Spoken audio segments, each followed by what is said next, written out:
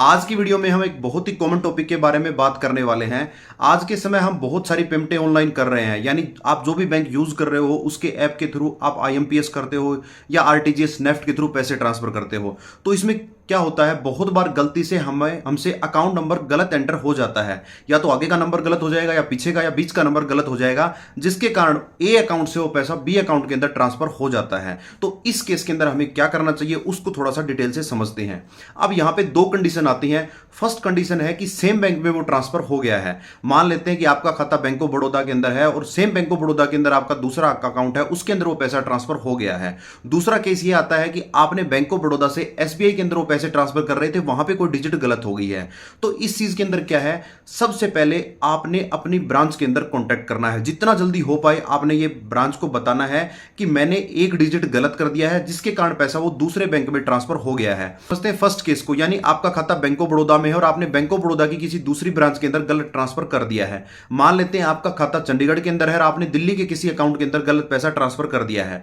तो जितना जल्दी हो सके आप बैंक में जाइए, वहां पे जाके आप इन्फॉर्म कीजिए कि गलत अकाउंट में पैसा ट्रांसफर हो गया है। अब यहां पे क्या फायदा है, अपने को सेम बैंक होता है तो बैंक के पास बहुत तरह के राइट होते हैं कि तुरंत उस ब्रांच में फोन करके होल्ड लगवा सकते हैं। उस अकाउंट में जो जितना आपने पैसा भेजा है उसको एक बार डेबिट उसका उतनी अमाउंट का फ्रीज करवा सकते हैं, होल्ड लगा सकते हैं, ताकि कंफर्मेशन के बाद वो आपको रिटर्न हो जाए।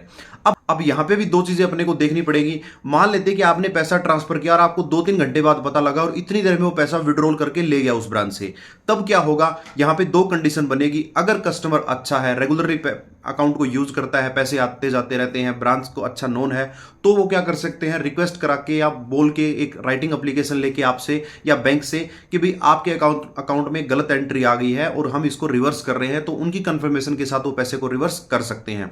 दूसरी चीज, मान लेते हैं कि कोई ऐसा अकाउंट है जिसके अकाउंट में पैसे है ही नहीं, आपने 10,000 रुपए ट्रांसफर किए लेकिन उसके अकाउंट में कभी 10,000 रुपए 3-4 साल में आए ही नहीं थे, यही पैसा आया था, जिसके कारण क्या हुआ, वो पैसे को तुरंत निकाल के ले गया। अब इस केस में बड़ी हेडेक ये हो जाती है कि उससे पैसा रिकवर करना थोड़ा सा मुश्किल हो जाता है, क्योंकि आज तक उसके अकाउंट में पैसे थे ही नहीं।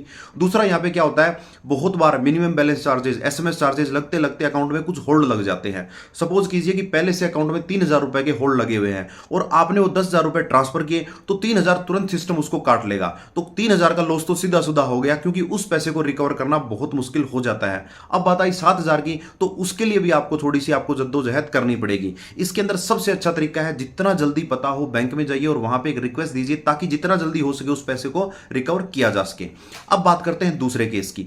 मान लेते हैं आपका खाता बैंक ऑफ बड़ौदा में है और आपने एसबीआई में गलती से कोई पैसा ट्रांसफर कर दिया।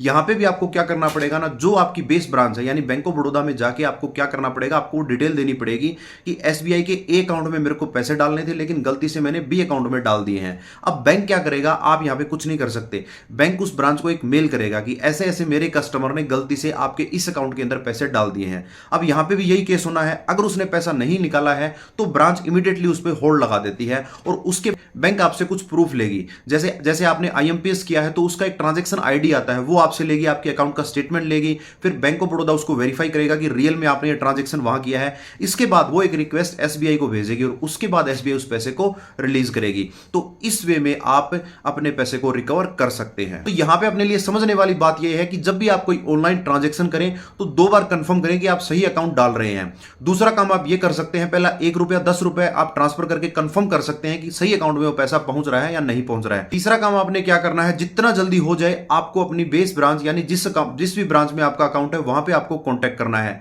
जितना जल्दी आप ये काम कर लेंगे उतना जल्दी चांसेस है कि आपका पैसा रिकवर हो जाएगा। और इसके अंदर आपने ध्यान ये रखना है, आप यहां पे कुछ भी नहीं कर पाओगे। इंडिविजुअल जो कुछ काम करेगा, जो कुछ कार्रवाई करेगा, वो आपके बैंक ने करनी है। तो जल्दी से जल्दी अपने बैंक में जाएं और उसकी एक रिटर्न में एप्लीकेशन दें या ब्रांच हेड को या स्टाफ को इन्फॉर्म करें, ताकि वो अपने पैसे को रिकवर कर सके।